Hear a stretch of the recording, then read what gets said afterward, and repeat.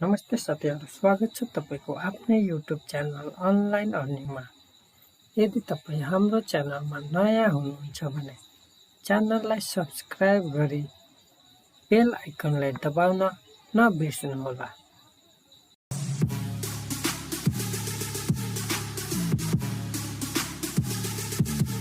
आजको भिडियोमा हामीहरूले सिक्नेछौँ कि IMEpayबाट कसरी IME remittance ब्यालेन्स सेन्ड गर्न सक्छौ वा imepaywallet मा ब्यालेन्स सेन्ड गर्न सक्छौ।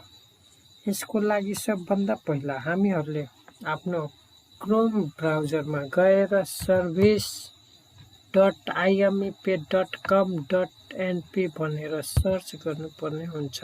सर्च गरिसकेपछि तपाईले यस्तो किसिमको इन्टरफेस देख्न सक्नुहुन्छ। अब यहाँ तपाईले आफ्नो मोबाइल नम्बर इन्टर गर्नुपर्ने हुन्छ, जुन मोबाइल नम्बर तपाईले IMEpay को एकाउन्ट क्रिएट गर्दा युज गर्नुभएको थियो। जस्तै मैले यहाँ आफ्नो मोबाइल नम्बर इन्टर गर्दैछु। त्यसपछि यहाँ पासवर्ड इन्टर गर्नुपर्ने हुन्छ। मोबाइल नम्बर र पासवर्ड इन्टर गरिसकेपछि यहाँ लगइन भन्ने अप्सन दिएको छ, यसमा क्लिक गर्नुपर्ने हुन्छ। अब तपाईले यहाँ IME remittance को ड्याशबोर्ड हेर्न सक्नुहुन्छ। अब यहाँ तपाईले विभिन्न अप्सनहरू देख्न सक्नुहुन्छ।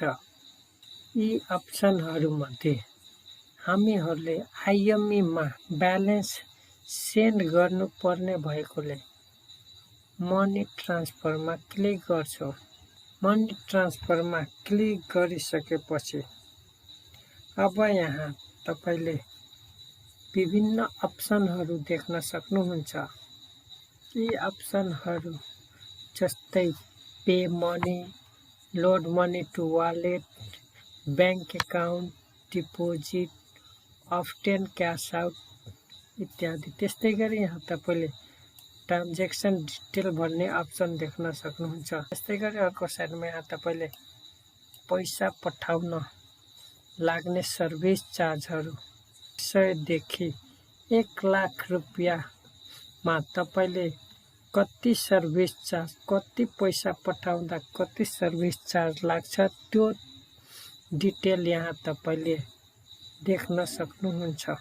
अब यहाँ हामीहरूले IME मा ब्यालेन्स सेन्ड गर्नुपर्ने भएकोले हामीले कति पैसा सेन्ड गर्नुपर्ने हो त्यो अमाउन्ट यहाँ इन्टर गर्नुपर्ने हुन्छ।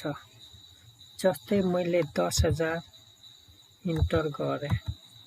त्यसपछि यहाँ रिसिभ इन भन्ने अप्सनमा क्लिक गर्दा तपाईले विभिन्न जिल्लाका नामहरू देख्न सक्नुहुन्छ। अब यी जिल्ला मध्ये तपाईले कुन जिल्लामा पैसा पठाउनु पर्ने हो त्यो जिल्लालाई यहाँबाट सिलेक्ट गर्नुपर्ने हुन्छ। जस्तै मैले काठमाडौँलाई सिलेक्ट गरेँ। त्यसपछि यहाँ तपाईको पर्पस कुन कामको लागि पैसा पठाइरहनु भएको छ त्यो उद्देश्य यहाँबाट सिलेक्ट गर्नुपर्ने हुन्छ। जस्तै मैले एजुकेसन एक्सपेन्सेसलाई सिलेक्ट गरेँ। अब तपाईले यहाँ देख्न सक्नुहुन्छ कि 10,000 रुपैयाँ सेन्ड गर्दा तपाईको 100 रुपैयाँ सर्भिस चार्ज लागिरहेछ। अब तपाईले यहाँ प्रोसिडमा क्लिक गर्नुपर्ने हुन्छ। प्रोसिडमा क्लिक गरिसकेपछि यहाँ तपाईले सेन्डरको डिटेलहरू फुलफिल गर्नुपर्ने हुन्छ। जस्तै पैसा पठाउने व्यक्तिको नाम, मोबाइल नम्बर यहाँ इन्टर गर्नुपर्ने हुन्छ वा पैसा पठाउन व्यक्तिसँग कस्टमर कार्ड छ भने कस्टमर कार्ड नम्बर यहाँ इन्टर गर्नुपर्ने हुन्छ। जस्तै मैले यहाँ उसको मोबाइल नम्बर इन्टर गर्दैछु। मोबाइल नम्बर इन्टर गरिसकेपछि यहाँ प्रोसिडमा क्लिक गर्नुपर्ने हुन्छ। त्यसपछि यहाँ तपाईको सेन्डरको फुल नेम भर्नुपर्ने हुन्छ। तै मैले यहाँ सेन्डरको फुल नेम भर्दैछु। त्यसपछि यहाँ प्रोसिडमा क्लिक गर्नुपर्ने हुन्छ। प्रोसिडमा क्लिक गरिसकेपछि अब यहाँ तपाईको रिसिभरको डिटेल भर्नुपर्ने हुन्छ। जस्तै रिसिभरको मोबाइल नम्बर, त्यसपछि यहाँ रिसिभरको नेम भर्नुपर्ने हुन्छ। त्यसपछि यहाँ रिसिभर मेल हो कि फिमेल हो त्यो सिलेक्ट गर्नुपर्ने हुन्छ। जस्तै मैले यहाँ रिसिभर फिमेल भएकोले मैले यहाँ फिमेललाई सिलेक्ट गरेँ।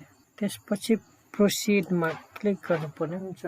प्रोसिडमा क्लिक गरिसकेपछि तपाईले यहाँ हेर्न सक्नुहुन्छ सेन्डरको फुल डिटेल र रिसिभरको फुल डिटेल। त्यसपछि यहाँ तपाईले आफ्नो IMEpy वालेटको पिन नम्बर इन्टर गर्नुपर्ने हुन्छ। पिन नम्बर इन्टर गरिसकेपछि तपाईले यहाँ कन्फर्ममा क्लिक गर्नुपर्ने हुन्छ। कन्फर्ममा क्लिक गरिसकेपछि अब तपाईले यहाँ देख्न सक्नुहुन्छ ट्रान्ज्याक्सन सक्सेसफुली भएको एउटा रिसिप्ट तपाईले देख्न सक्नुहुन्छ। यसरी साथीहरु तपाई सजिलैसँग IMEpy वालेटबाट IME रेमिटान्समा पैसा पठाउन सक्नुहुन्छ। आशा छ साथीहरु आजको भिडियो तपाईले मन पर्यो भनेर। यदि मन पर्यो भने लाइक, शेयर र सब्स्क्राइब गरी बेल आइकनलाई दबाउन नबिर्सनुहोला।